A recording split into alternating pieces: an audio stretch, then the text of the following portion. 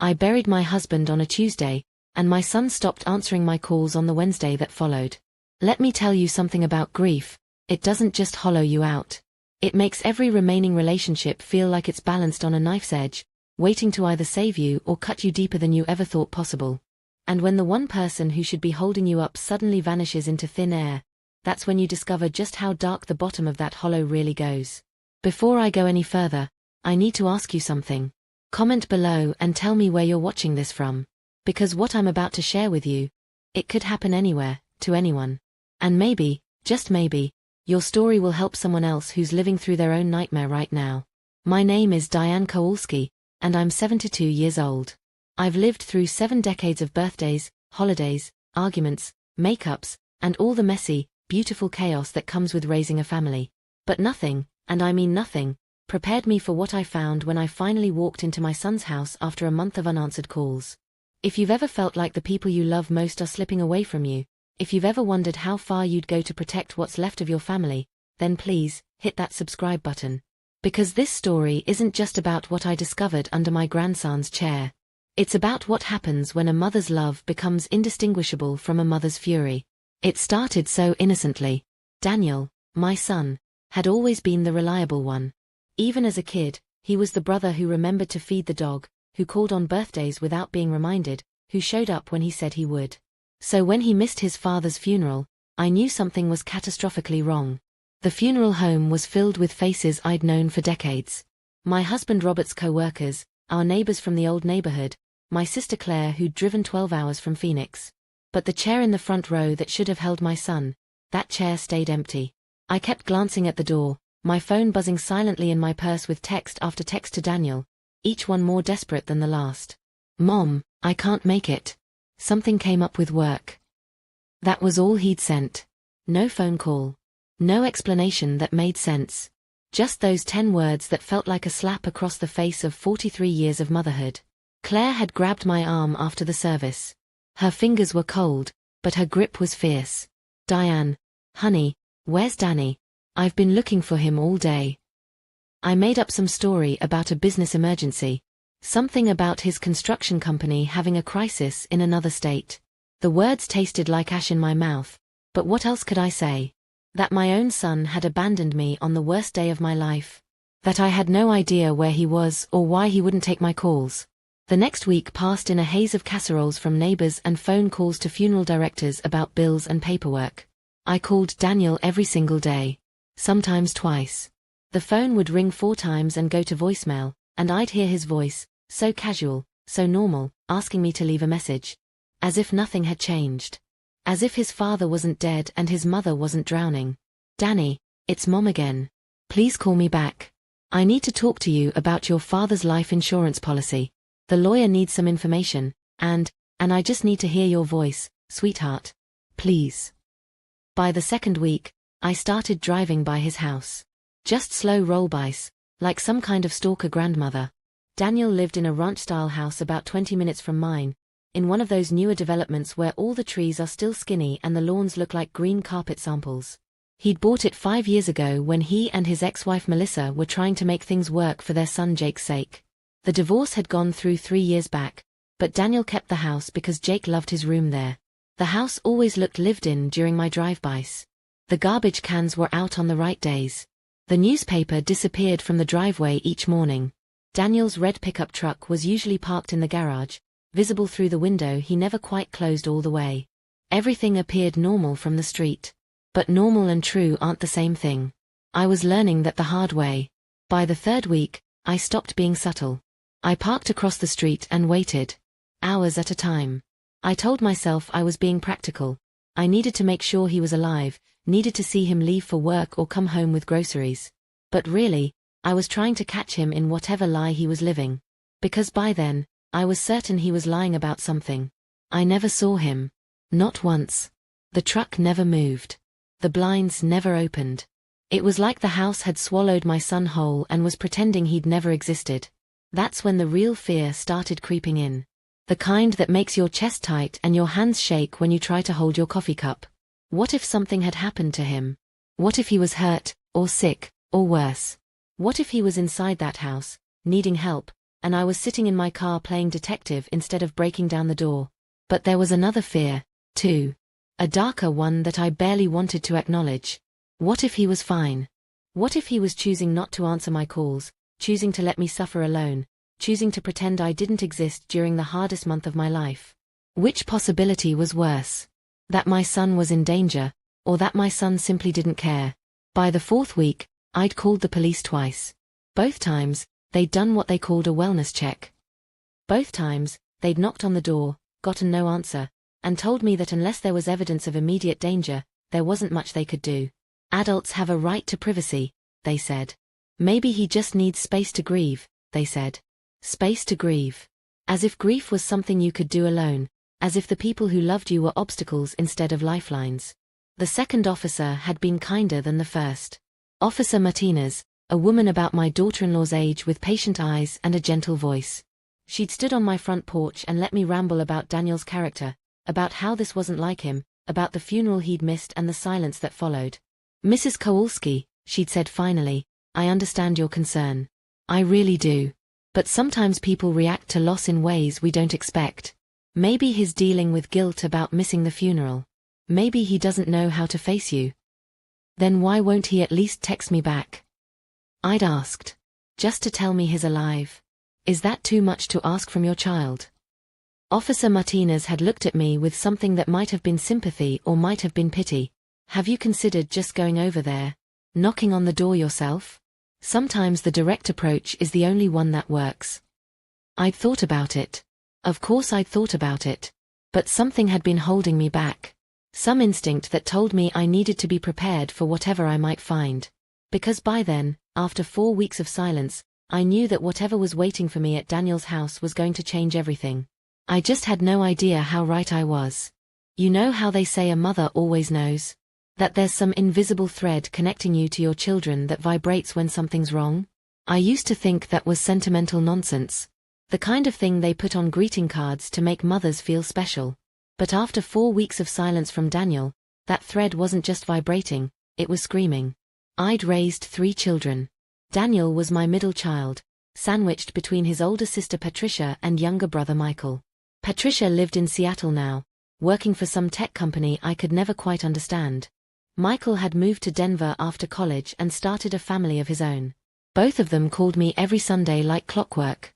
Both of them had come home for their father's funeral and stayed for days afterward, helping me sort through Robert's things and figure out how to live in a house that suddenly felt too big and too quiet. But Daniel had always been different. More sensitive, maybe.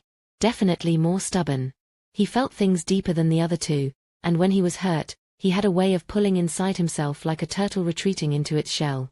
As a teenager, he'd go days without speaking after an argument, communicating only in shrugs and slammed doors until whatever had upset him finally worked its way out of his system.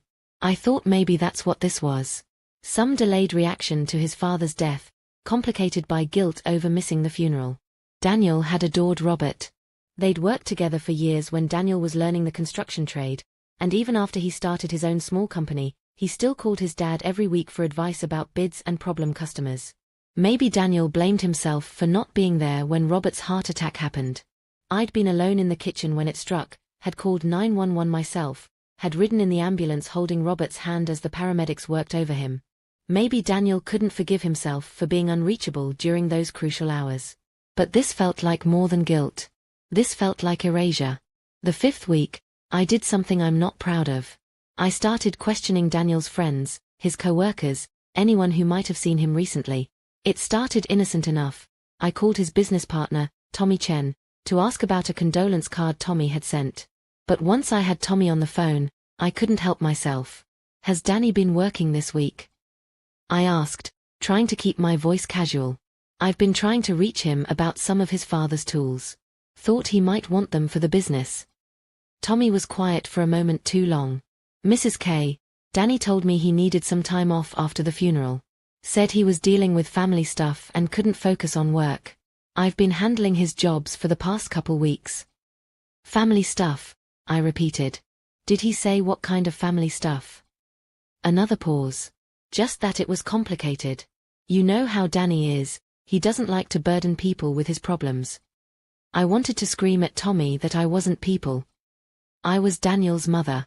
His problems were my problems, had been since the day he was born. But instead, I thanked Tommy and hung up, more confused than ever. If Daniel wasn't working, what was he doing all day? Where was he going when he left the house, if he was leaving the house? And why was he lying to Tommy about family stuff when he wouldn't even talk to his actual family? That afternoon, I did something else I'm not proud of. I called Melissa. Daniel's ex-wife and I had never been close. It wasn't that I disliked her exactly.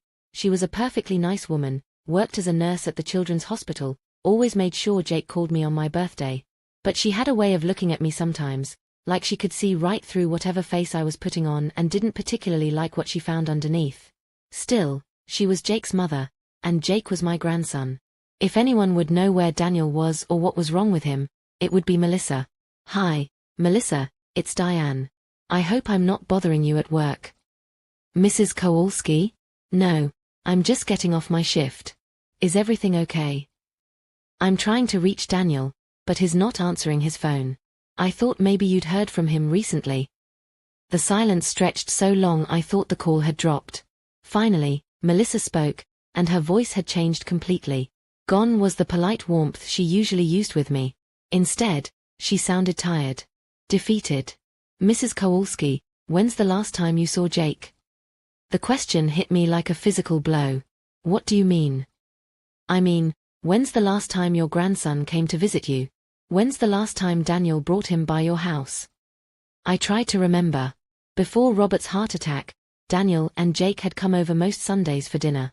Jake would help me in the garden while Daniel and Robert watched whatever game was on TV. It was our routine, our way of staying connected despite the divorce and the complicated feelings that came with it. But when was the last time? It had to have been. No, that couldn't be right. Melissa, what are you trying to tell me? I'm trying to tell you that I haven't heard from Daniel in 6 weeks. And neither has Jake. 6 weeks. That meant Daniel had stopped contact with his son before Robert even died. Before the funeral he'd missed. Before any of this had started. That's not possible, I said. Daniel would never go that long without seeing Jake. You know how close they are. I know how close they were, Melissa corrected. But something changed, Mrs. Kowalski. Something happened, and Daniel just stopped. Stopped answering my calls about custody schedules. Stopped showing up for Jake's baseball games. Stopped being Jake's father. My hands were shaking so badly I almost dropped the phone. Is Jake okay? Does he understand what's happening? Jake thinks his dad is mad at him about something. He keeps asking me what he did wrong. I've run out of excuses. I closed my eyes and tried to make sense of what Melissa was telling me. Daniel wasn't just avoiding me. He wasn't just struggling with grief. He'd abandoned his son. His 10-year-old son who probably thought his father had stopped loving him. Melissa, I need to ask you something, and I need you to be completely honest with me. Okay. Do you think Daniel is using again? The question hung between us like a bomb waiting to explode. Daniel had struggled with prescription painkillers after a construction accident 7 years ago. It had started innocently enough, Percocet for a herniated disc that wouldn't heal. But the pills had stopped being about pain management and started being about everything else. The divorce, the stress of starting his own business, the general messiness of being human. He'd been clean for 4 years. I'd been so proud of him, so relieved. But addiction isn't something that just goes away. It lurks in the background of every choice, every stressful moment, every reason someone might want to escape from their life. I don't know, Melissa said finally. Maybe. It would explain the isolation, the way he's cutting everyone off. But Mrs. Kowalski, if he is using again, you need to be prepared for what that might mean. You need to be prepared for the possibility that he might not want to be found. After I hung up with Melissa, I sat in my kitchen and cried until my chest ached. Not the gentle tears I'd been crying for Robert. Those were sad but clean, the natural response to loss. These tears were different. They were angry and scared and full of the kind of betrayal that can only come from someone you die for. But underneath the tears was something else. Something harder and more determined. If Daniel was using again, if he'd relapsed and was too ashamed or too far gone to ask for help, then I needed to find him. Not just for my sake, but for Jake's. For Robert's memory. For the family that was fracturing apart while I sat in my kitchen making phone calls and driving by houses like some kind of helpless victim.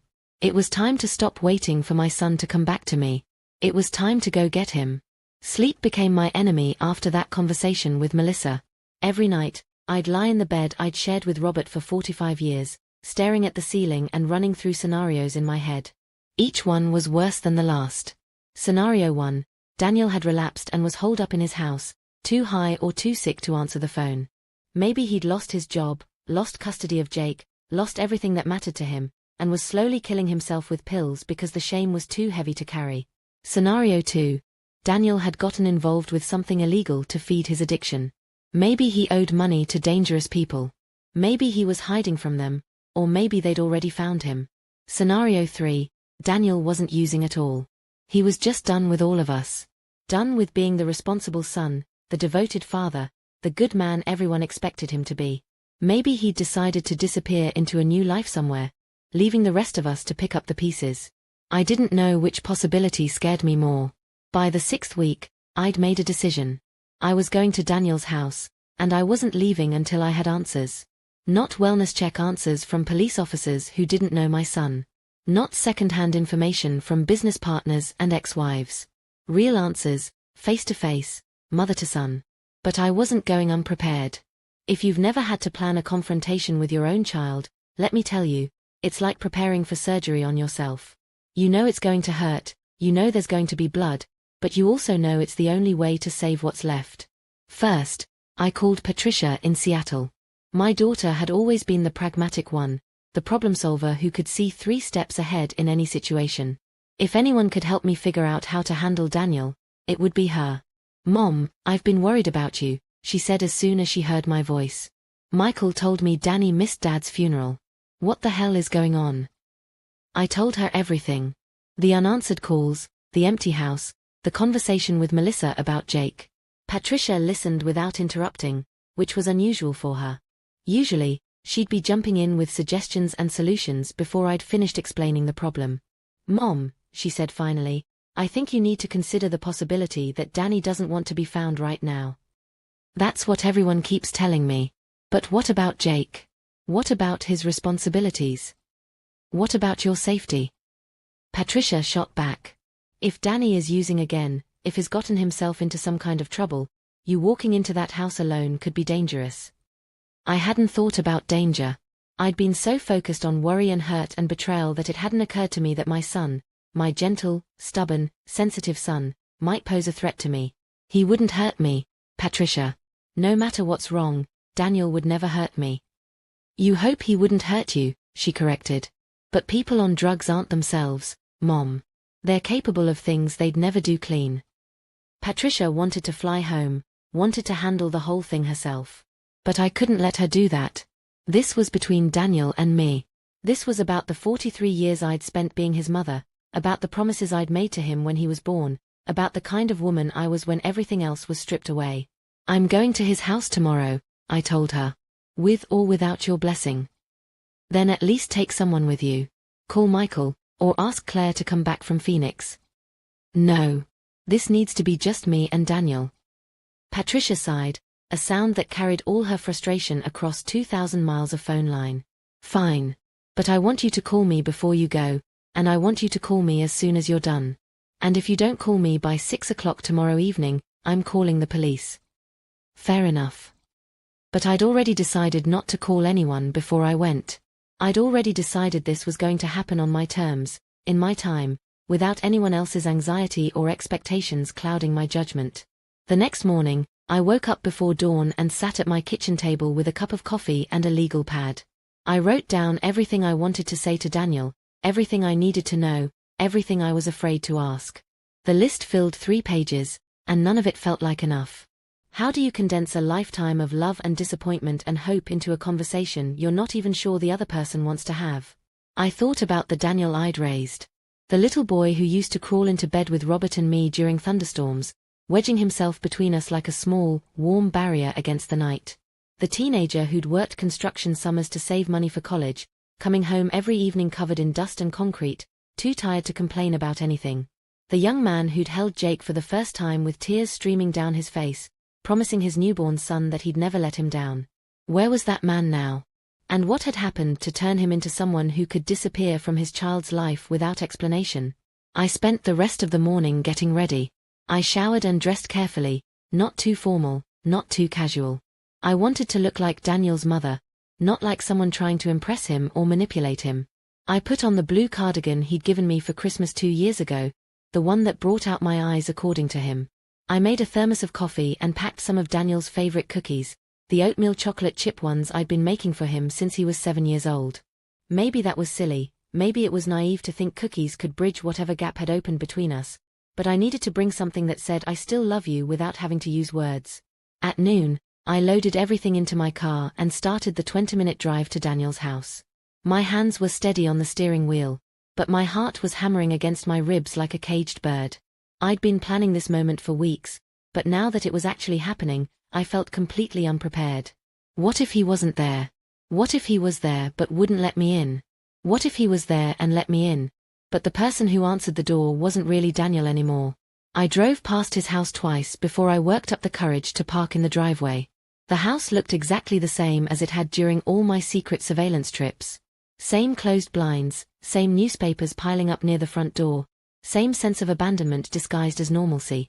But as I sat in my car, gathering my courage, I noticed something I'd missed before. There was a smell in the air. Faint, but definitely there. Sweet and cloying and wrong. I'd smelled it before, years ago, when our elderly neighbor Mrs. Patterson had died during a heatwave and hadn't been found for almost a week. It was the smell of things decomposing, of life turning into something else. My blood turned to ice water in my veins. What if Daniel wasn't hiding from me? What if Daniel couldn't answer my calls because Daniel was dead? I sat in that driveway for 23 minutes. I know because I watched the clock on my dashboard tick away each second while I tried to work up the courage to walk to that front door. 23 minutes of my heart hammering against my chest while that sweet, sick smell crept through my car's air vents. The smell could be anything, I told myself. A neighbor's compost pile. Something dead in the crawl space under the house. A backed-up saw line. It didn't have to mean what I was terrified it meant. But my body knew better than my mind. My hands were shaking so badly I could barely unbuckle my seatbelt. My legs felt like water when I finally forced myself out of the car. The walk from the driveway to Daniel's front door couldn't have been more than 30 feet, but it felt like crossing a continent. Each step brought that smell stronger, more definite. By the time I reached the porch, I was breathing through my mouth, trying not to gag. The newspapers on the front step were yellowed and curled at the edges. Some of them had dates from 3 weeks ago. Whatever had happened here, it had been happening for a long time. I rang the doorbell and waited. Nothing. I knocked, first gently, then harder. Still nothing. I called Daniel's name through the door, loud enough that the neighbors might hear, but I didn't care about propriety anymore. I cared about finding my son. Daniel. Danny, it's Mom. I know you're in there, sweetheart. Please open the door. Silence. But not the empty silence of an abandoned house. This was different. This was the silence of a house holding its breath, waiting for something terrible to be discovered. I tried the door handle, not really expecting it to turn. But it did. The door swung open with a long, low creak that sounded like a sigh of relief. The smell hit me like a physical blow. I actually staggered backward, my hand flying to my mouth. It was stronger inside, concentrated and overwhelming. But underneath the sweetness, there was something else. Something medicinal and sharp that reminded me of hospitals. Daniel. I called into the darkness of the house. My voice sounded thin and scared, nothing like the confident mother I'd planned to be. Danny, are you here? No answer. But I could hear something now. A soft, rhythmic sound coming from deeper in the house. Like breathing, but not quite. Like something mechanical trying to mimic the sound of life. I should have left then. I should have backed out of that house, locked the door behind me, and called the police. Let them handle whatever I was about to find. Let them break the news to me gently, in a hospital waiting room or a sterile office somewhere, surrounded by trained professionals who knew how to deliver devastating information. But I didn't leave. I couldn't. Because somewhere in that house was my son, and whether he was dead or alive or something in between, I needed to be the one who found him. I felt along the wall for a light switch and flicked it on. The front hallway blazed into focus, and I almost sobbed with relief. Everything looked normal. Clean. Lived in but not disturbed. Daniel's jacket hanging on the hook by the door. His keys in the bowl on the hall table. His boots lined up neatly by the entrance to the living room. Maybe I'd been wrong about the smell. Maybe it was coming from outside after all. I moved through the house slowly, turning on lights as I went. The living room looked exactly as I remembered it from my last visit months ago. The kitchen was clean, no dirty dishes in the sink, no signs of struggle or disturbance. Even Daniel's bedroom looked normal, bed made, clothes hung in the closet, everything in its place. But that rhythmic sound was getting louder. And the smell was getting stronger. It was coming from Jake's room. Jake's room was at the end of the hall, the smallest bedroom in the house, but Daniel had let his son decorate it exactly how he wanted. The walls were covered with baseball posters and pictures of superheroes. There was a small desk where Jake did homework during his custody weekends, a bookshelf full of chapter books and graphic novels, and a reading chair by the window where Daniel used to sit and tell bedtime stories. The door was closed. I stood outside it for what felt like hours, listening to that strange, rhythmic sound from the other side. It was definitely mechanical now. Like a machine running continuously, working at something I couldn't identify. I put my hand on the doorknob and turned it slowly. The room was dark except for a small nightlight plugged into the wall socket. In the dim glow, I could see Jake's twin bed, his dresser, his toy chest in the corner. Everything looked normal until my eyes adjusted enough to make out the reading chair by the window. Someone was sitting in it. My heart stopped completely for a moment before kicking back into overdrive. The figure in the chair wasn't moving. Wasn't responding to the light from the hallway or my presence in the doorway. Daniel.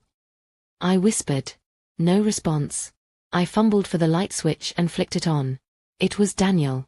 My son was sitting in his son's reading chair, wearing the same clothes I'd last seen him in at Robert's visitation 6 weeks ago. His head was tilted back at an unnatural angle, his mouth slightly open, his eyes staring at nothing. But he was breathing. That rhythmic sound I'd been hearing, it was Daniel breathing. Slow and mechanical and wrong, but breathing. Danny. I rushed to the chair and dropped to my knees beside him. Danny, can you hear me? His skin was grey and waxy, cold to the touch. There was a small pile of pill bottles on the floor next to the chair, some empty, some still containing a few tablets. An oxygen concentrator in the corner was humming quietly, a clear tube running from the machine to Daniel's nose. He was alive, but barely. And he'd been like this for days, maybe weeks, slowly dying in his son's bedroom while I sat in my kitchen making phone calls and planning confrontations. I fumbled for my phone and dialed 911 with shaking fingers. 911, what's your emergency? I need an ambulance.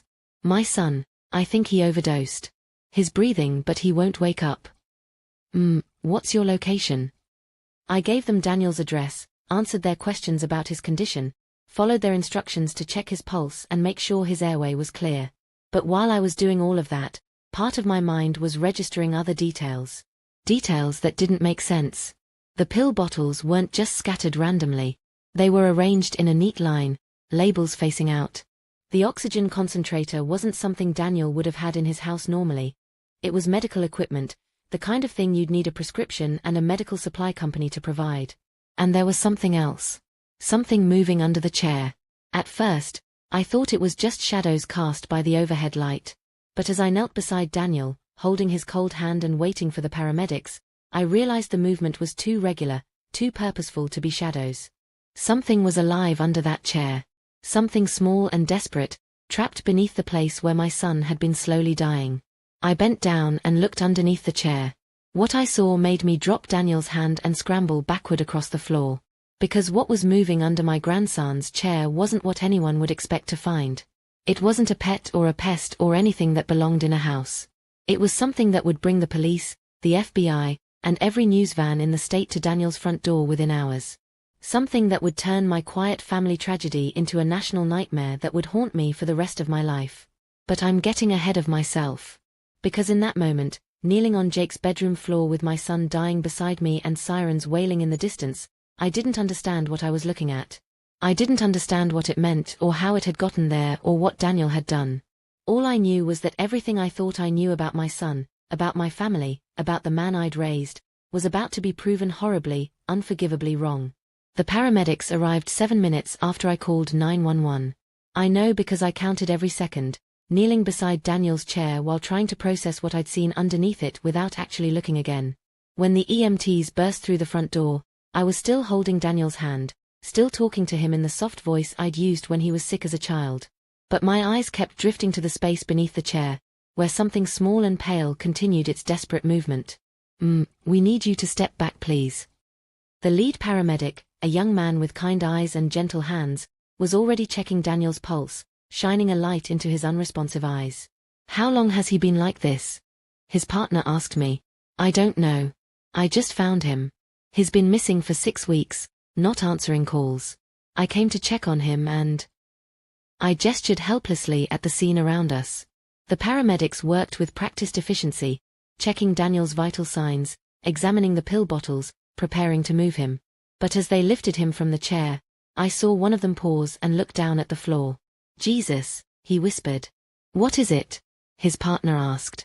Instead of answering, the first paramedic knelt down and reached under the chair. When he pulled his hand back, he was holding something that made my knees buckle. It was a hand. A small, pale, human hand attached to an arm that disappeared back under the chair. "We need police," the paramedic said into his radio, his voice tight with shock. "We need them now." The next hour passed in a blur of uniforms and questions and procedures I wasn't equipped to handle. More paramedics arrived, then police officers, then detectives, then people in suits who didn't identify themselves but spoke with the authority of federal agents. They moved Daniel first, loading him onto a stretcher and rushing him to the hospital. I tried to follow, but a detective, a woman with sharp eyes and a patient voice, asked me to wait. "Mrs. Kowalski, I know this is overwhelming, but we need to ask you some questions. And we need to process this scene before we can let you leave." "Process the scene? This is my son's house. That's my grandson's bedroom. What's happening here?" Detective Sarah Chen, I learned her name later, but in that moment she was just another uniform, another barrier between me and understanding what my family had become, guided me to Daniel's living room and sat me down on his couch. "Mrs. Kowalski, when you found your son, did you notice anything unusual about the room? Anything that seemed out of place?" I thought about the pill bottles arranged in their neat line, the oxygen concentrator humming in the corner, the medical equipment that Daniel shouldn't have had access to. "The breathing machine," I said. "Daniel wouldn't have that normally. He's not sick, I mean, not physically sick." "What about under the chair? Did you see what was under the chair?" My stomach twisted. I thought I saw a hand. But that's not possible. That can't be what I saw. Detective Chen's expression didn't change, but something flickered in her eyes. We're going to need to carefully examine everything in that room. It's going to take some time. Is there someone you can call to be with you? Someone who can take you home?" I shook my head.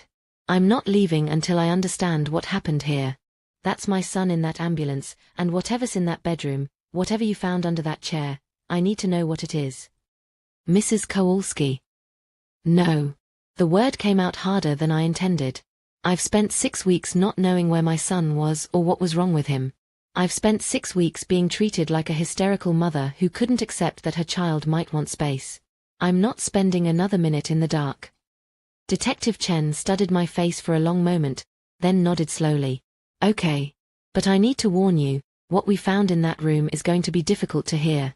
It's going to change how you think about your son. My son nearly died from an overdose in his child's bedroom. I think my perspective has already been changed enough for one day." She was quiet for a moment, consulting notes in a small notebook. When she looked up, her expression was carefully neutral. "Professional. Mrs. Kowalski, when did you last see your grandson Jake?" The question hit me like ice water. What does Jake have to do with this? He's with his mother. He's been with Melissa for weeks. When did you last see him? I tried to remember. It was before Robert died. Maybe 7 weeks ago? 8. They came for Sunday dinner, like always. And you haven't seen him since then? No, but that's not unusual. Melissa and I aren't. We don't have the closest relationship. And with Robert's death, and then Daniel going missing, I haven't been thinking about custody schedules. Detective Chen made a note. We contacted Jake's mother. She says she hasn't seen Jake in 6 weeks. She says Daniel was supposed to pick him up for his regular custody weekend, but he never showed up. The room tilted sideways. I gripped the arm of Daniel's couch until my knuckles went white. That's not possible. Melissa told me, when I called her, she said Daniel had stopped seeing Jake, but she didn't say. She didn't say Jake was missing. Missing. The word came out as barely a whisper. Jake is missing. Mrs. Kowalski, we found clothing under that chair. Children's clothing. We found other items that suggest a child had been in that room recently. My vision started to blur around the edges. You're saying Jake was here? In this house? While Daniel was? We're not sure yet. We're still processing the scene.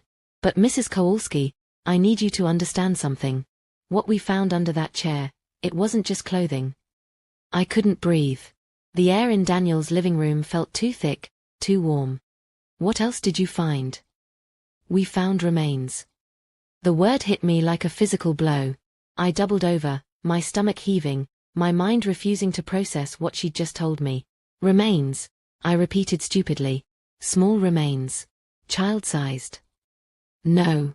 I stood up so fast the room spun around me. No, that's not possible. Daniel would never. He loves Jake. He would die before he hurt Jake. Please sit down. You don't understand. You don't know my son. Daniel isn't capable of hurting anyone, especially not his child. There has to be another explanation. But even as I said it, pieces were clicking together in my mind. Daniel's sudden disappearance.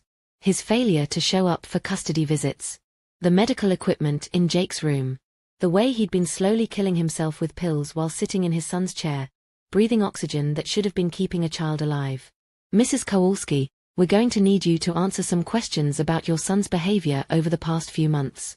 About his relationship with Jake. About his history with substance abuse. I sank back onto the couch, my legs no longer able to support me. I want to see him. I want to see Daniel. He's been taken to County General. He's in critical condition. I want to see him now. There are procedures. I don't care about procedures. The words exploded out of me with 43 years of motherhood behind them. That's my son in that hospital, and whatever he's done, whatever's happened here, I need to look him in the eye and ask him why. Detective Chen closed her notebook and leaned forward slightly. Mrs. Kowalski, I understand your need for answers. But you need to understand something too. If what we suspect is true, if your son is responsible for what happened to Jake, then you might not want to hear those answers. You don't get to decide what I want to hear about my own family. She nodded slowly. Fair enough. But before we take you to the hospital, I need to ask you one more question. What? In all your conversations with your son over the past year, did he ever express any resentment about Jake? Any anger about the custody arrangement or the divorce? Anything that made you worry about Jake's safety when he was with his father? I wanted to say no immediately. I wanted to defend Daniel with the fierce certainty that had carried me through 43 years of being his mother. But the question forced me to think back, to remember conversations I'd dismissed or forgotten. Daniel complaining that Melissa was turning Jake against him. Daniel angry that he only got to see his son every other weekend. Daniel saying that if he couldn't be a real father to Jake, maybe it would be better for everyone if he just disappeared. I'd thought it was just divorce bitterness. Just a man struggling to find his place in his child's fractured world. I'd never imagined it was something darker. Mrs. Kowalski. No, I said finally. Daniel never said anything that made me worry about Jake's safety. But what? I looked around Daniel's living room, at the family photos on the mantel, at the Father's Day card Jake had made last year still stuck to the refrigerator with a magnet. At all the evidence of a man who loved his son, who'd built his whole life around being Jake's father. But I'm starting to realize I didn't know my son as well as I thought I did. They let me see Daniel 3 hours later, after I'd answered questions from Detective Chen, 2 FBI agents, and a victim's advocate who kept offering me water and tissues I didn't want. By the time I walked into his hospital room, the sun was setting outside the windows, casting everything in that golden light that makes even the worst moments feel temporarily beautiful. Daniel was alive. That was the first thing I needed to know, the only thing that had mattered during those 3 hours of interrogation. Alive. but barely recognizable. They'd cleaned him up, gotten him into a hospital gown, hooked him to machines that monitored his heartbeat and breathing. But he looked like he'd aged a decade in the 6 weeks since I'd last seen him. His face was gaunt, his cheeks hollow, his skin the color of old paper.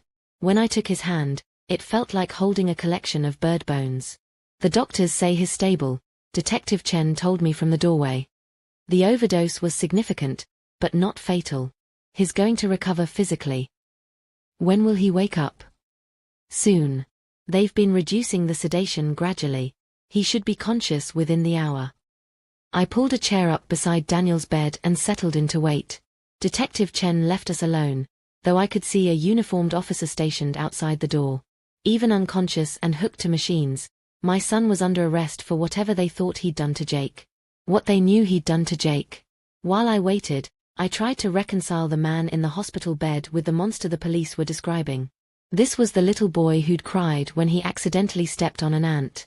The teenager who'd worked construction all summer to buy me a Mother's Day gift. The young father who'd called me from the delivery room, sobbing with joy, to tell me that Jake had 10 fingers and 10 toes and the most beautiful eyes he'd ever seen. How do you get from that person to someone who would hurt their own child? The answer, when Daniel finally opened his eyes and saw me sitting beside his bed, was written all over his face. Shame. Pure, devastating shame that went deeper than addiction, deeper than mental illness, deeper than anything I could understand or forgive. Mom. His voice was rough from the breathing tube they'd removed earlier. I'm here, sweetheart. He turned his head to look at me fully, and I saw something die behind his eyes when he realized I knew. That I'd been there when they found Jake's remains. That I'd seen what he'd done to his son and to himself. I'm sorry, he whispered. Those 2 words carried the weight of everything. Every unanswered phone call. Every lie he'd told to Tommy about needing time off. Every day Jake had waited for his father to pick him up for a custody visit that would never come. Danny, I need you to tell me what happened. He closed his eyes, and for a moment I thought he'd slipped back into unconsciousness. But then he spoke, his voice so quiet I had to lean forward to hear him. I didn't mean for it to happen. What didn't you mean to happen? Jake he was having trouble at school. Melissa said he'd been acting out, getting into fights. She blamed me. Said it was because I wasn't consistent, wasn't reliable. That doesn't explain. I wanted to prove her wrong. I wanted to show her that I could be a good father. So I asked for extra time with Jake. A whole week instead of just the weekend. I remembered that conversation. Daniel had called me about it, excited about the prospect of having Jake for an entire week. Spring break, he'd said. They were going to go camping, maybe drive up to the lake. Father-son time. Jake was excited too, Daniel continued. We had all these plans. But then. He opened his eyes and looked at me directly. Then I started using again. The admission hung between us like a physical thing. I'd suspected it, had known it was the most likely explanation for his behavior. But hearing him say it out loud made it real in a way that speculation couldn't. When did it start? Right after Dad died. I couldn't handle the guilt about missing the funeral. I couldn't handle anything.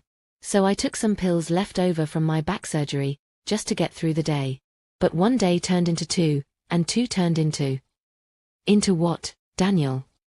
Into Jake being here for a week while I was too high to take care of him properly. My stomach clenched. What do you mean, too high to take care of him? I mean I was nodding off while he was talking to me. I mean I forgot to feed him dinner one night. I mean he had to wake me up when he had a nightmare because I was unconscious on the couch. I tried to imagine 10-year-old Jake, alone in this house with his father slowly disappearing into a drug-induced stupor. Jake, who still slept with a nightlight because he was afraid of the dark. Jake, who needed help tying his shoes and cutting his food and reaching things on high shelves. Danny, where is Jake now? The question I'd been afraid to ask. The question whose answer I already knew but couldn't accept. Daniel's face crumpled. He got sick. Sick how? Fever. Started the 3rd day he was here. I thought it was just a cold, but it kept getting worse. He was burning up, throwing up, could barely breathe. Why didn't you take him to the hospital? Because I was too high to drive. Because I knew if I took him anywhere, they'd see what kind of shape I was in. They'd know I'd been neglecting him. The pieces were falling into place now, creating a picture so horrible I wanted to close my eyes and pretend none of this was happening. So you just let him suffer. I tried to take care of him myself. I gave him medicine, tried to bring his fever down. But nothing worked. He just kept getting sicker. Danny. He died on the 4th night. In his bed. I woke up and went to check on him, and he was just gone. The words hit me like bullets. Each one precise and devastating and irreversible. He died because I was too fucked up to get him the help he needed. Because I chose drugs over my son. I sat back in my chair, trying to process what Daniel had just told me. Jake was dead. My grandson was dead, and it was because my son had been too high to act like a parent when his child needed him most. What did you do then? I asked, though I wasn't sure I wanted to know. I panicked. I knew if I called 911, if I reported his death, they'd investigate. They'd know what I'd done. They'd know I'd let my son die because I was using. So you hid his body? Daniel nodded, tears streaming down his face. I put him under the chair in his room. I thought maybe I could figure out what to do. Maybe I could come up with a story that wouldn't destroy everyone. Everyone. You. Melissa. Patricia and Michael. I couldn't face telling all of you that I'd killed Jake through my own stupidity and selfishness. So instead you decided to kill yourself. I started taking more pills. More and more, hoping I'd just go to sleep and not wake up. But my tolerance was too high. I kept waking up, kept having to face what I'd done. I thought about the oxygen concentrator in Jake's room. The breathing machine. I was having trouble breathing from all the pills. I bought it online, had it delivered. Thought it might keep me alive long enough to, I don't know, to figure out how to fix this. You can't fix this, Daniel. Jake is dead. I know. Your son is dead because you chose drugs over his life. I know. And you let me worry about you for 6 weeks while you were sitting in that room with his body, feeling sorry for yourself. Daniel looked at me with eyes full of pain and shame and something that might have been relief. Relief that the secret was finally out. Relief that he didn't have to carry it alone anymore. I'm sorry, Mom. I'm so sorry. I stood up from my chair and looked down at my son, this stranger wearing Daniel's face, this man who destroyed everything I thought I knew about love and family and the bonds that hold people together. Sorry doesn't bring Jake back. I know. Sorry doesn't erase 6 weeks of me thinking my son was missing when really he was hiding from what he'd done. I know. I walked to the door of his hospital room, then turned back to look at him one more time. Daniel, I want you to understand something. I will always love you because you're my son. But I will never forgive you for this. And I will never understand how the man I raised became someone who could let his child die and then hide that death to protect himself. I left him there, crying in his hospital bed, and walked out into the hallway where Detective Chen was waiting with more questions I wasn't ready to answer. Because the worst part wasn't that Daniel had let Jake die. The worst part was that I was starting to understand exactly how he'd gotten there. Walking out of Daniel's hospital room that night, I felt something inside me shift. Not break. Breaking implies there were pieces left to put back together. This was more like a fundamental change in the architecture of who I was. Like discovering that the foundation your house was built on had been sand all along. Detective Chen was waiting for me in the hallway, along with Agent Morris from the FBI and a victim's advocate named Susan who kept trying to guide me to a quiet place to process. But I didn't want to process anything. I wanted to act. Mrs. Kowalski, I know this is overwhelming, Detective Chen began. Did you record his confession? I interrupted. My son just confessed to letting his child die through negligence. Did you record it? Detective Chen and Agent Morris exchanged glances. Mrs. Kowalski, that conversation wasn't official. Daniel hasn't been formally interviewed yet, and he hasn't had access to legal counsel. But you heard what he told me. We heard some of it, Agent Morris admitted. But anything said in your presence, without his attorney present, isn't admissible in court. I laughed, and the sound was so bitter it surprised even me. Court. You're worried about court proceedings when that little boy has been dead under a chair for 6 weeks. Mrs. Kowalski, Susan the victim's advocate stepped forward. You've been through a tremendous trauma today. Let me take you home. Let me help you contact family members, arrange for support. I don't need support. I need justice.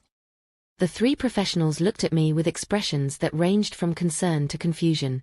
They'd probably dealt with hundreds of family members in situations like this.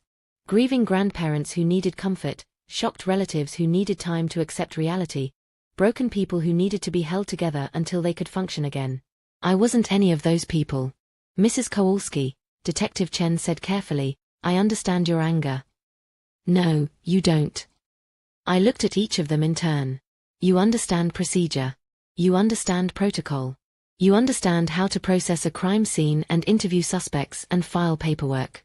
But you don't understand what it feels like to discover that your son killed your grandson and then let you worry about him for weeks while he sat in a drug-induced stupor feeling sorry for himself. Agent Morris cleared his throat. I know you're upset, but we need to be careful about how we characterize what happened here. Your son may have been negligent, but we don't have evidence of intentional harm. Intentional harm. I stepped closer to him, close enough that he had to look down to meet my eyes. He intentionally chose drugs over his child's welfare. He intentionally decided to hide Jake's body rather than face the consequences of his actions. He intentionally let me call and text and worry for 6 weeks while he knew exactly why Jake wasn't with his mother. I could feel something building inside me as I spoke. Something hot and purposeful that I hadn't felt since Robert's death. Maybe since Daniel's birth. It was the feeling of being completely, absolutely clear about what needed to happen next. Mrs. Kowalski, Susan tried again. Grief can make us feel angry at first, but with time and counseling. This isn't grief, I cut her off. This is justice. I turned away from all of them and walked toward the hospital elevator. But before the doors closed, I heard Detective Chen call after me. Mrs. Kowalski, where are you going? To tell Melissa what happened to her son. The drive to Melissa's house took 47 minutes through evening traffic. 47 minutes for me to think about what I was going to say, how I was going to explain the inexplicable, how I was going to destroy another mother's world with words. But I also spent those 47 minutes thinking about something else. Something Daniel had said that kept echoing in my mind. He'd bought medical equipment online. He'd had it delivered to his house while Jake's body was decomposing in the bedroom next door. That meant he'd been functional enough to research suppliers, place orders, coordinate deliveries. Functional enough to plan for his own survival while doing nothing to honor his son's death. That wasn't the behavior of someone lost in a drug-induced fog. That was the behavior of someone making calculated decisions to protect himself. Melissa lived in a townhouse complex about 10 miles from Daniel's neighborhood. I'd been there a few times over the years, birthday parties, school events, the awkward interactions that happen when divorced parents try to maintain civility for their child's sake. But I'd never been there to deliver news like this.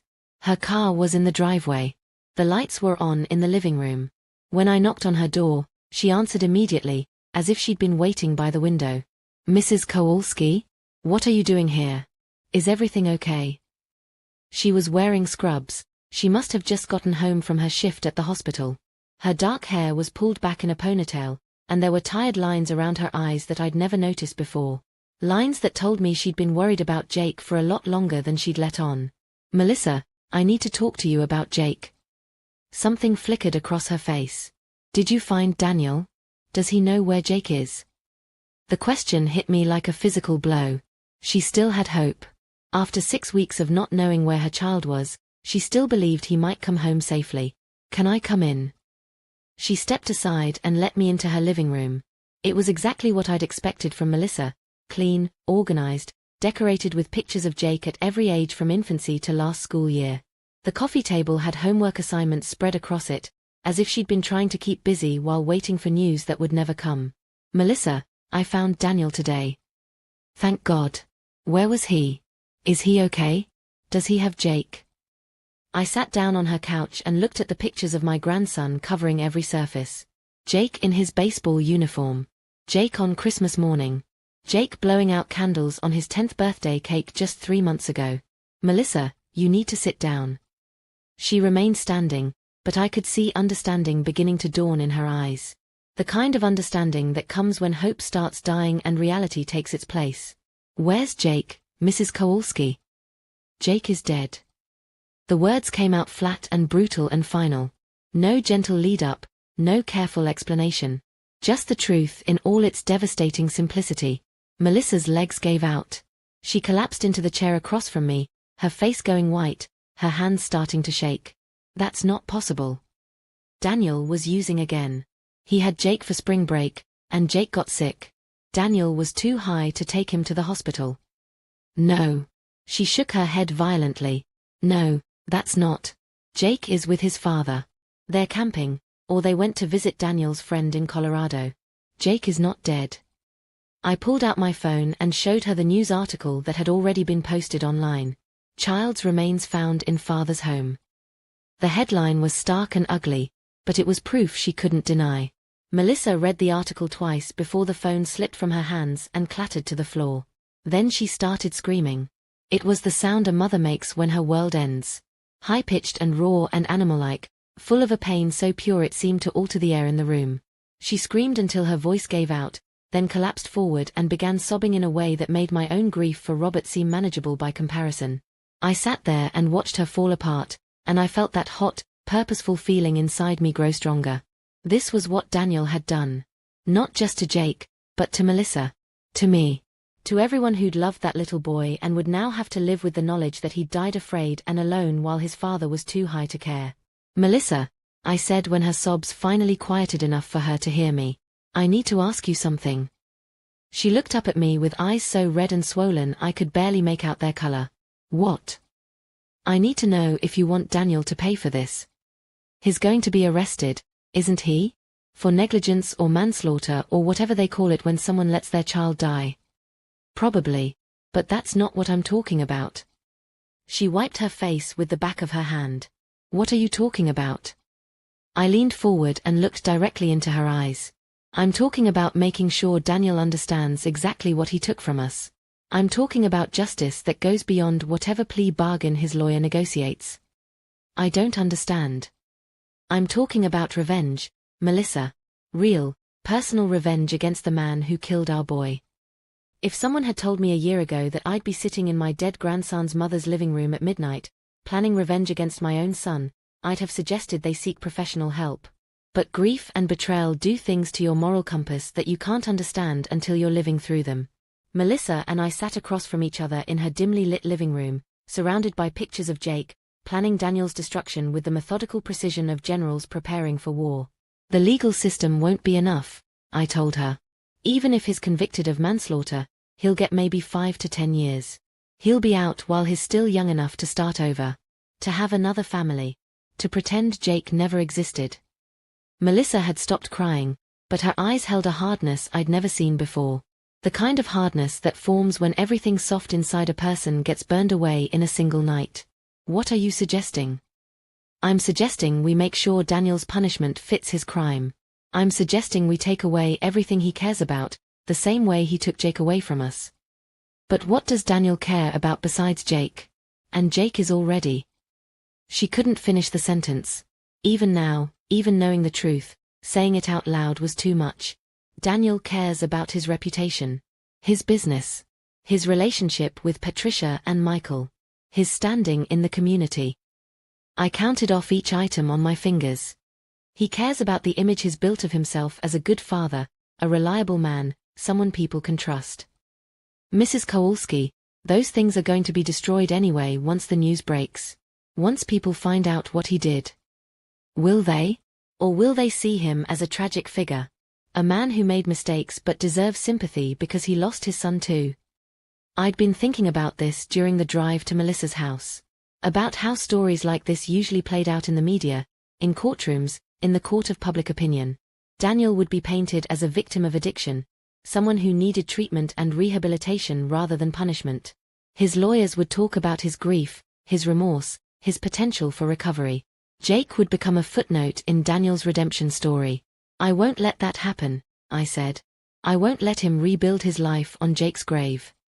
Melissa was quiet for a long moment, staring at a picture of Jake on her mantel. It was from last Christmas, Jake grinning at the camera while wearing a ridiculous holiday sweater, his missing front teeth giving his smile a lopsided charm that had made us all laugh. What did you have in mind? The question was asked so quietly I almost missed it. But when I looked at Melissa's face, I saw something that matched the feeling growing inside me. Something cold and determined and utterly without mercy. I want to document everything, I said. Every detail of what Daniel did, every choice he made, every moment he prioritized his addiction over Jake's welfare. I want to make sure the whole story comes out, not just the sanitized version his defense attorney will present. How do we do that?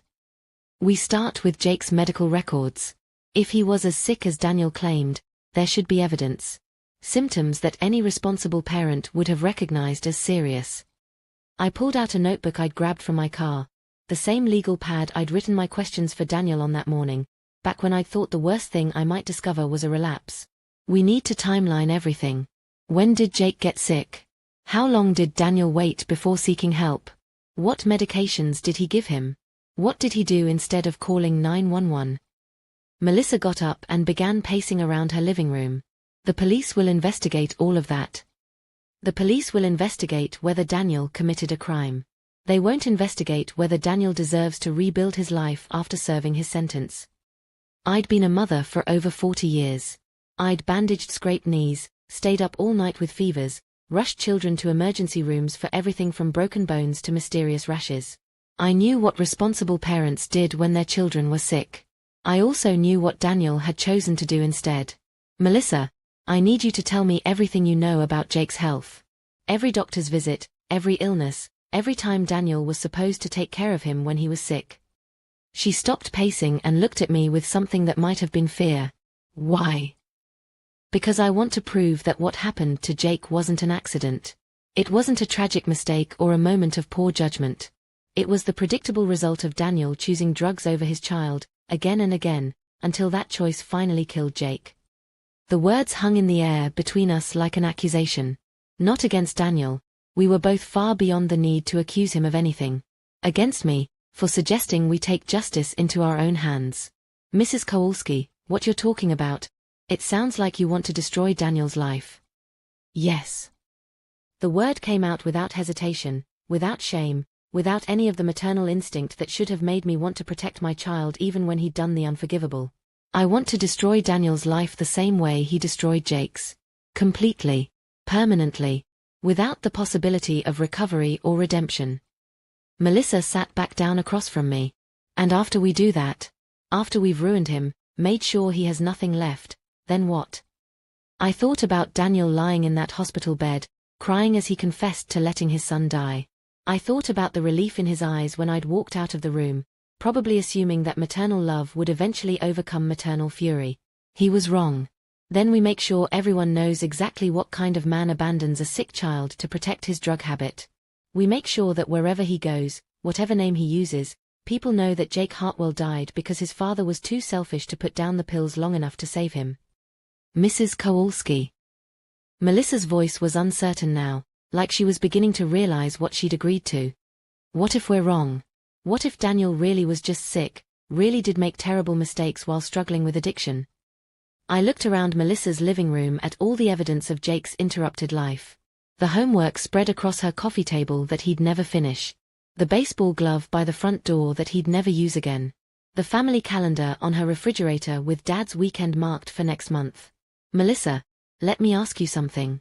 If you were high on pills and Jake got sick, what would you do? I'd take him to the hospital. Even if you were too impaired to drive safely. I'd call 911. Or call you, or call my sister, or call anyone who could help. Even if you were afraid of getting in trouble. Mrs. Kowalski, if Jake was dying, I wouldn't care about getting in trouble. I wouldn't care about anything except saving him. Exactly. That's what a parent does. That's what love looks like when it's tested. I closed my notebook and put it back in my purse. Daniel failed that test. He chose to protect himself instead of protecting Jake. And now he's going to learn what it feels like to have nobody protecting him. Melissa was quiet for a long time, staring at Jake's pictures with an expression I couldn't read. When she finally spoke, her voice was different. Harder. What do you need me to do? And just like that, we became allies in something that would have horrified the women we'd been 24 hours earlier. Two mothers united by loss, bonded by rage, committed to ensuring that Daniel paid a price that went far beyond what any legal system could impose. We talked until sunrise, planning our investigation, dividing responsibilities, agreeing on tactics that would have made us ashamed if we'd been thinking clearly. But we weren't thinking clearly. We were thinking like women whose worlds had ended, whose children had been taken from them by someone they trusted completely. We were thinking like mothers who discovered that love and hatred could occupy the same space in a human heart without destroying each other. By the time I left Melissa's house that morning, we had a plan that would ensure Daniel's name became synonymous with the worst kind of parental failure.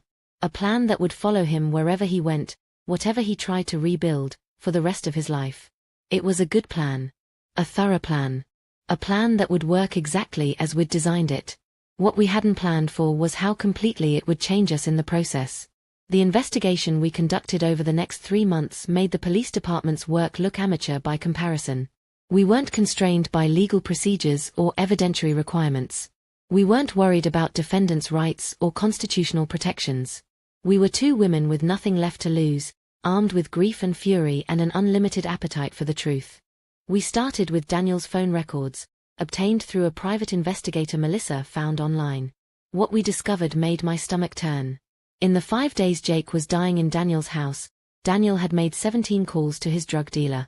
He'd ordered takeout food for himself 4 times. He'd even called his business partner to discuss a potential job, lying smoothly about needing more time off. But he'd made 0 calls to doctors, hospitals, or emergency services. The phone records painted a picture of a man who was functional enough to maintain his addiction and protect his interests, but chose not to seek help for his dying child. We subpoenaed Daniel's credit card statements through a lawyer Melissa hired, ostensibly for a civil wrongful death suit, but really to build our case. The investigation we conducted over the next 3 months made the police department's work look amateur by comparison. We weren't constrained by legal procedures or evidentiary requirements. We weren't worried about defendants' rights or constitutional protections. We were 2 women with nothing left to lose, armed with grief and fury and an unlimited appetite for the truth. We started with Daniel's phone records, obtained through a private investigator Melissa found online. What we discovered made my stomach turn. In the 5 days Jake was dying in Daniel's house, Daniel had made 17 calls to his drug dealer. He'd ordered takeout food for himself 4 times. He'd even called his business partner to discuss a potential job, lying smoothly about needing more time off. But he'd made 0 calls to doctors, hospitals, or emergency services. The phone records painted a picture of a man who was functional enough to maintain his addiction and protect his interests, but chose not to seek help for his dying child. We subpoenaed Daniel's credit card statements through a lawyer Melissa hired, ostensibly for a civil wrongful death suit, but really to build our case for something far more comprehensive than money. The statements revealed purchases that made me want to vomit: children's fever reducers bought on day 2 of Jake's illness, more pills purchased from street dealers on day 3, and that oxygen concentrator ordered online on day 5, the day after Jake died. Daniel had been coherent enough to research medical equipment to keep himself alive, while doing nothing to save his son. But the most damning evidence came from Jake's pediatrician. Dr. Sarah Martinez had treated Jake since birth and knew his medical history better than anyone. When Melissa requested Jake's complete medical records, we discovered something that changed everything. Jake had been born with a heart defect. A minor one, the kind that millions of children live with completely normal lives, but one that made him vulnerable to certain complications from high fevers. Daniel knew about this condition. It was documented in custody agreements, mentioned in school emergency forms, noted in every medical file. Any fever over 102 degrees was supposed to be treated as a potential emergency. Jake's normal fevers had never gone above 101 in his entire life. Dr. Martinez's notes from Jake's last visit, just 2 weeks before spring break, included a specific warning to both parents about fever management. She'd given them a written protocol for when to call her office, when to go to urgent care, and when to call 911. Daniel had ignored all of it. The fever that killed Jake had probably reached 105 degrees based on the autopsy findings. At that temperature, with Jake's heart condition, organ failure was inevitable without immediate medical intervention. Any parent following the doctor's instructions would have called for help when the fever hit 102. Daniel had let his son burn to death from the inside while he nodded off on pills. We compiled everything into a comprehensive dossier: phone records, credit card statements, medical history, autopsy results, and a timeline that showed Daniel's precise choices during Jake's final days. Then we began our campaign. The first target was Daniel's construction business. Tommy Chen had been covering for Daniel, telling clients that he was dealing with a family emergency. We made sure Tommy, and every potential client, knew exactly what that emergency had been. I called every contractor Daniel had worked with over the years. Every supplier who'd extended him credit. Every client who'd trusted him with their homes and families.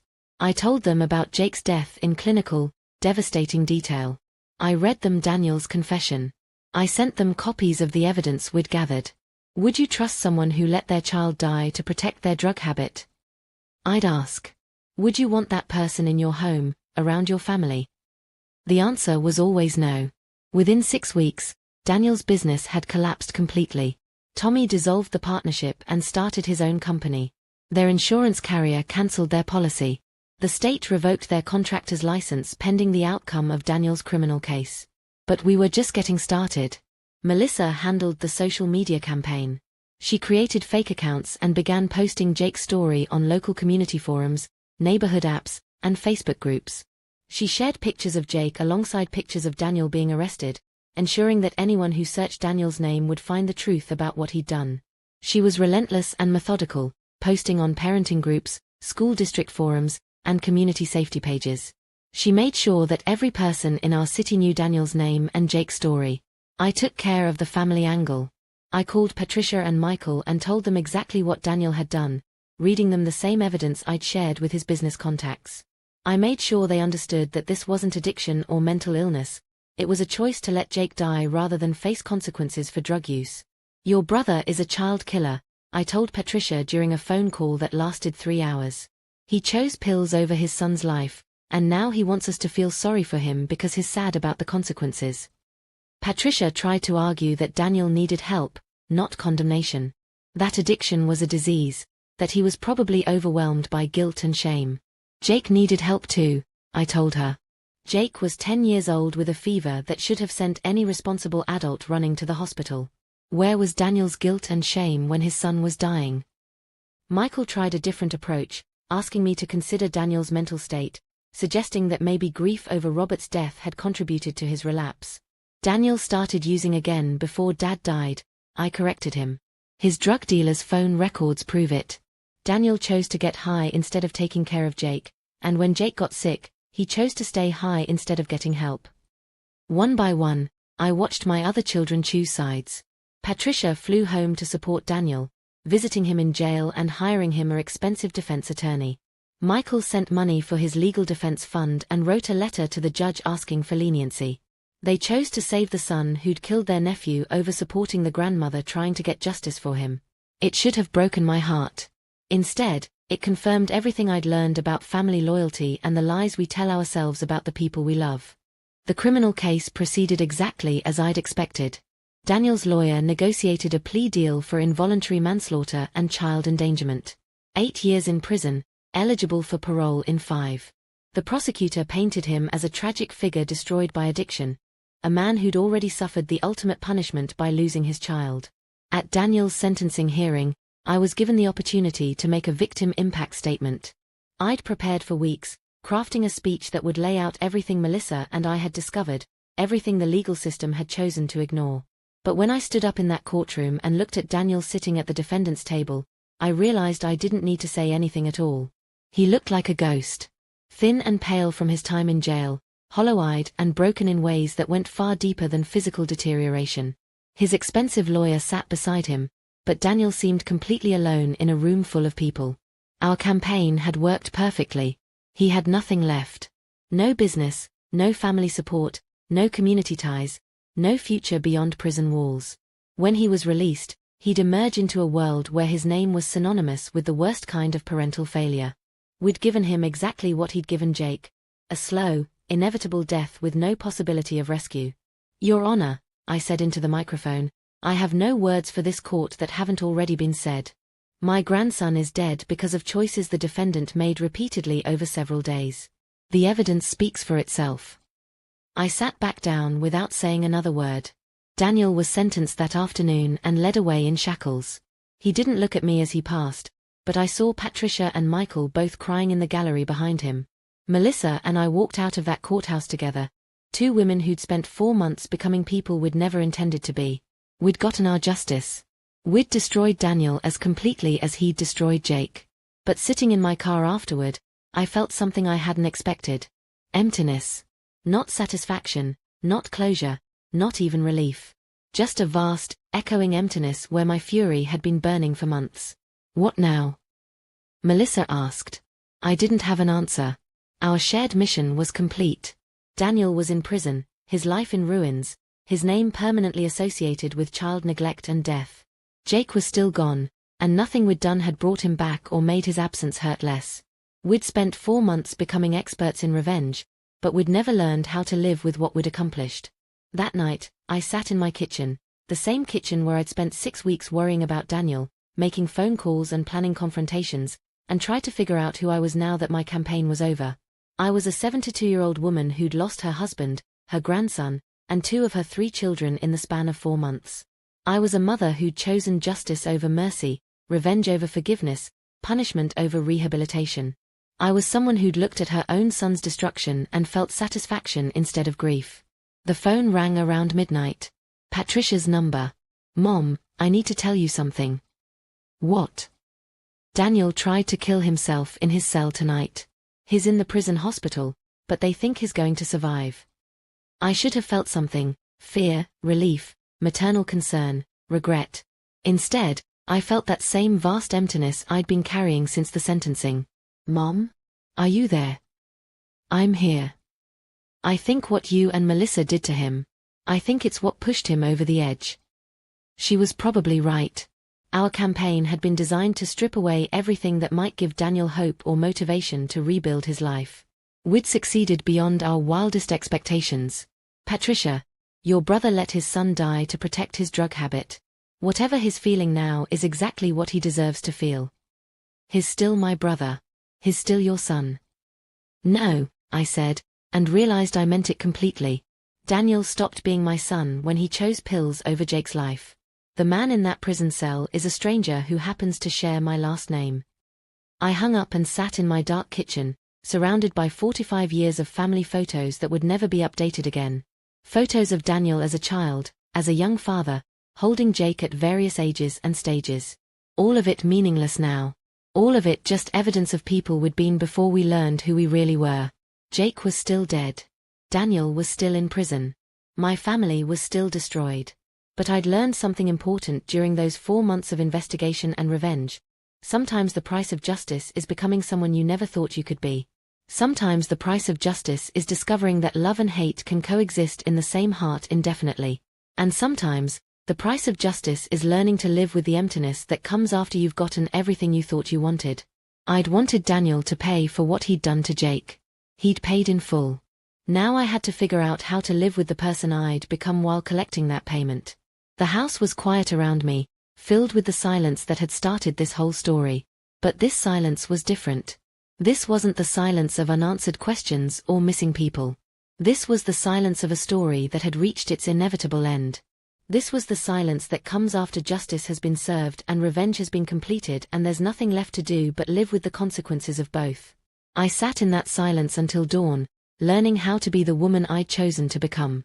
Learning how to be a grandmother without a grandson, a mother without a son, a person who traded forgiveness for justice and discovered that sometimes, that's exactly the right choice to make. Even when it costs you everything. If this story resonated with you, please share it. If you're struggling with addiction or family crisis, please seek professional help. And if you're a parent, remember, no high, no escape, no personal pain is ever worth more than your child's life. Thank you for reading Jake's story. Thank you for remembering his name.